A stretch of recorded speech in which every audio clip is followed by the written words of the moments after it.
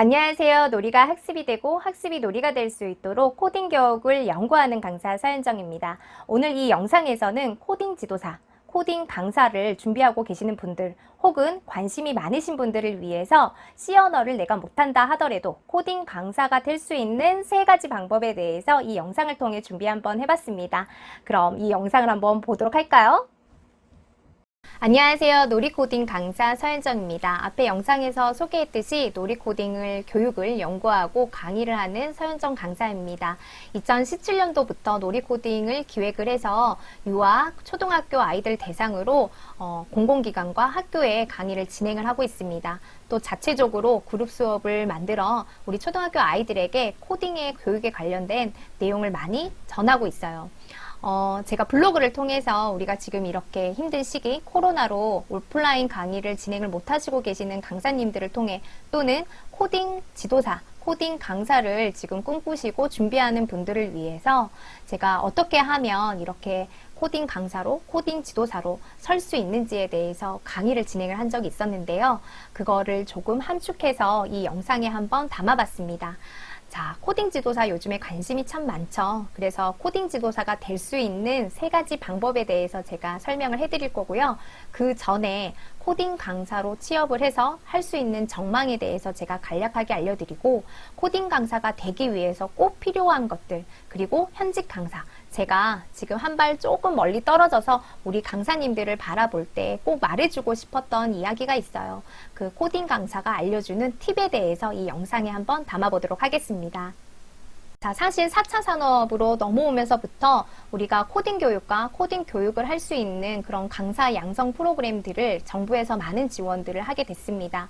그뿐만 아니라 지금 이렇게 코로나로 인해서 힘든 상황에서 코딩 교육과 그 다음에 인공지능 교육에 관련된 정부 지원을 지금 하고 있습니다. 그래서 경력 단절되신 분들 그리고 취업을 생각하시는 분들 이런 교육 사업에 많이 관심을 갖고 있고 특히 이런 공공기관에서 강사 양성, 코딩 강사 양성 프로그램을 많이 지원을 하고 있기 때문에 사실상 지금 넘쳐나는 코딩 강사가 되어 있어요. 그 이유는 아까도 제가 설명을 했듯이 정부 지원이 지금 활발하게 되어 있는 상태이고 또 이거를 통해서 다양한 취업 활동을 할 수가 있습니다. 저처럼 유아에서부터 초등학교, 중학교, 고등학교 지금은 성인분들까지 이런 코딩 교육을 통해서 인공지능 교육을 통해서 새로운 또 일자리가 창출될 수가 있고 현재 지금 교육 트렌드예요. 제가 며칠 전에 초등 교육 박람회를 다녀왔는데 거의 80%가 이런 코딩과 인공지능 관련된 교육에 관련된 교구와 이런 교육 제품들이 많이 나와 있어요. 그만큼 지금 현재 시대를 살아가고 있고 앞으로 우리 아이들이 살아갈 때 필요한 교육이기 때문에 이러한 지원과 이러한 제품과 이러한 교육들이 지금 넘쳐나고 있는 거죠. 그리고 사실 쉽게 시작을 할 수가 있습니다. 누구나 이것에 관심이 있으신 분들은 이런 지원 사업을 통해서 또는 본인들이 각자들이 그 공부를 통해서 쉽게 강사로 입문할 수 있는 그러한 시스템이 되어 있는 게 사실이에요. 코딩 지도사 될 수 있는 3가지 방법에 대해서 알려드리도록 하겠습니다. 먼저 우선 코딩 지도사가 될 수 있는 3가지 방법 알려드리고요. 그거를 통해 앞으로 코딩 강사의 취업 전망에 대해서 간단하게 설명을 해드리도록 할게요. 먼저 첫 번째, 앞에 영상에서 설명을 했듯이 지금 현재 정부 지원이 활발하게 이루어지고 있습니다. 너무 웃긴 게요. 이 정부 지원에서 이런 코딩 강사 양성 프로그램을 진행을 할 때 꼭 코딩 교육뿐만이 아니라 진로 상담까지 같이 묶어서 그런 양성 과정을 거치는데요. 아무래도 이런 코딩이라는 과목이 앞으로 우리 아이들에게 필요한 과목이고 그걸 통해서 어떻게 진로가 결정되는지에 대해서 연계돼서 프로그램이 진행이 돼요. 이러한 것들은 각 지자체나 아니면 정부 지원이 여성인력개발센터라든지 아니면 비전센터라든지 아니면 YMCA 같은 곳에서 경력 단절된 프로그램으로 진행되는 경우가 많고요. 요즘에는 대학교 내에서도 우리 학생들 취업을 위해서 이러한 양성 과정의 프로그램들이 많이 진행이 되고 있습니다. 자, 그리고 두 번째, 이 업체 소속을 통해서 코딩 교육 강사를 입문을 할 수가 있는데요.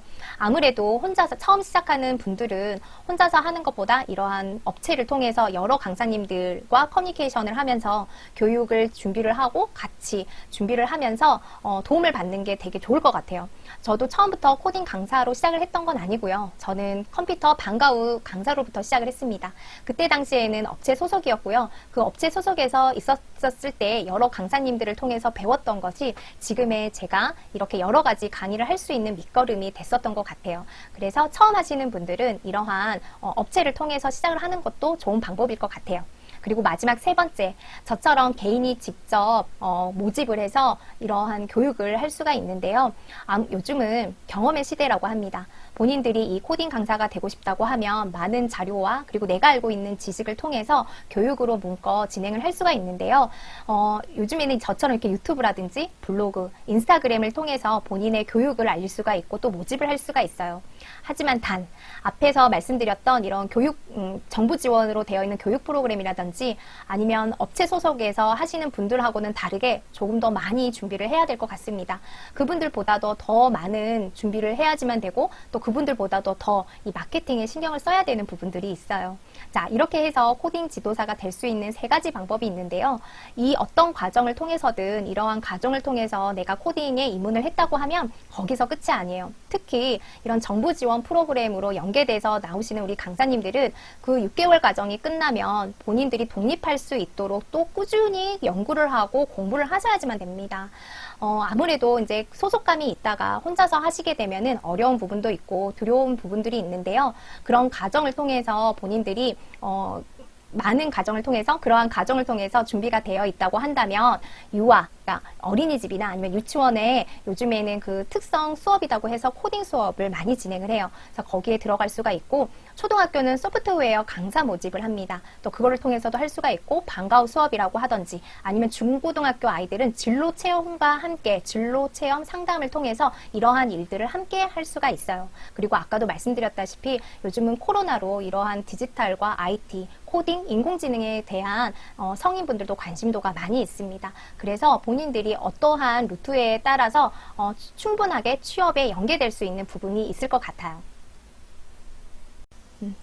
저는 블로그를 통해서 지금같이 코로나로 아주 힘든 시기를 겪고 있는 우리 강사님들을 위해서 위기가 기회가 될 수 있는 프리랜서 강사 전략이라는 그 강의를 한번 진행을 해본 적이 있었습니다. 그때 코딩 강사님들이 많이들 참여를 해주셨는데요. 그 중에 많은 질문들이 있었습니다. 어떤 질문이었냐면요. 코딩 지도사, 그러니까 코딩 강사가 되기 위해서 필요한 자격증이 뭐가 있나요? 혹은 필요한 것들이 뭐가 있나요? 라는 질문을 참 많이 받았었는데요. 저는 자격증과 그러한 그 나의 경력 상태도 중요하지만 제일 중요하게 생각하는 게 내가 왜 코딩 지도사가 되고 싶은지에 대해서 충분하게 생각을 해야 된다고 생각을 합니다. 아까 앞에서 말씀드렸다시피 요즘에는 정부 지원이 되게 잘 되어 있어요. 그래서 정부 지원 프로그램을 이용을 해서 코딩 강사 양성 과정을 거쳐서 오시는 분들이 많으신데요. 그 6개월 과정이 끝났을 때는 홀로서기를 반드시 해야 합니다. 그 홀로서기를 하셨을 때 한 번쯤은 내가 이 길이 맞나? 내가 선택했던 게 맞나? 라는 생각하는 그 고비가 오게 되는데요. 그 전에 내가 이걸 시작하기 전에 내가 왜 코딩 강사가 하고 싶은지 내가 어떠한 코딩 강사가 되고 싶은지에 대해서 충분히 생각하는 시간을 가져야 될 거라고 저는 생각을 해요. 그리고 쉽게 취득할 수 있는 소프트웨어 자격증이 있습니다. 제가 이 영상의 제목처럼 C 언어를 모른다 하더라도 우리가 스크래치나 엔트리를 통해서 쉽게 취득을 할 수 있는 코딩 자격증이 있어요. 그래도 그런 코딩 자격증을 준비하다 보면 우리 아이들에게 또 지도할 수 있는 그러한 준비가 되어 있기 때문에 그거는 반드시 필요할 것 같고요. 그리고 될 수 있으면 다시 한번 컴퓨터 과학과를 편입하는 것을 추천해 줍니다. 아무래도 힘들죠. 이렇게 개인 생활을 하고 또 일까지 하면서 다시 편입하기라는 되게 쉽지 않은 과정인데요. 저도 컴퓨터 과학과를 졸업했지만 다시 한번 2017년도에 방송통신대학에 있는 컴퓨터 과학과로 편입을 했습니다. 이유는 제가 컴퓨터 과학과를 졸업을 한 지 오래됐기 때문에 다시 한번 제가 배움을 통해서 더 많은, 더 좋은 강의를 질을 높이고자 했었던 거고요. 저는 그 한국방송통신대학의 컴퓨터과학과를 나와 너무 좋았습니다. 그 안에서 진짜 실질적으로 웹 개발자들도 많이 만날 수가 있었고요. 다시 한번 이 배움을 통해서 그 과정을 배우고 그 과정을 통해서 저답게 체화하는 시간이 분명히 있었기 때문에 저는 참 좋았던 시간이었었던 것 같아요. 그래서 우리나라에는 솔직히 컴퓨터 과학과가 별로 없어요. 뭐 예를 들면 정보통신학과 아니면 정보과 이러한 과들은 많지만 컴퓨터 과학과가 우리나라에는 현재는 별로 많지가 않습니다. 그래서 시간에 구애받지 않고 조금의 노력을 통해서 우리가 한국방송통신대학을 통해 우리가 컴퓨터 과학과를 다시 한번 편입을 한다면 이 코딩 지도사, 코딩 강사에 한 단계 더 업그레이드가 되지 않을까 저는 생각을 해요. 자, 그리고 경력이 될 수 있는 강의를 많이 해보셨으면 좋겠습니다. 이때 우선은 처음에는 강의료를 생각하지 않고요. 다양한 그 연령대에 맞는 강의들을 많이 해보셨으면 좋겠어요. 사실 우리가 강사라고 생각을 하면 강의료를 많이 받는다고 생각하지만 현실은 그렇게 강의료를 많이 받지 않습니다. 실질적으로 제가 알고 있는 선생님들에게 제 강의를 이렇게 넘겨줬었을 때 강의료를 들으면 실망하시는 분들이 되게 많아요.